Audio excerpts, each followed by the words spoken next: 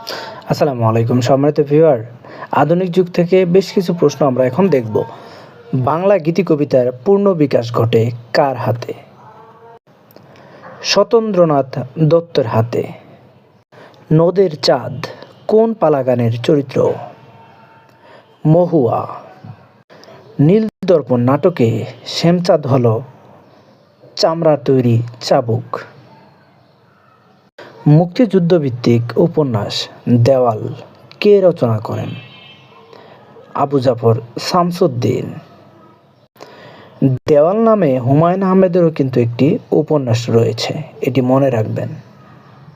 মুক্তিযুদ্ধভিত্তিক চলচ্চিত্র আলোর মিছিল এর রচয়িতা কে? নারায়ণ ঘোষ মিতা।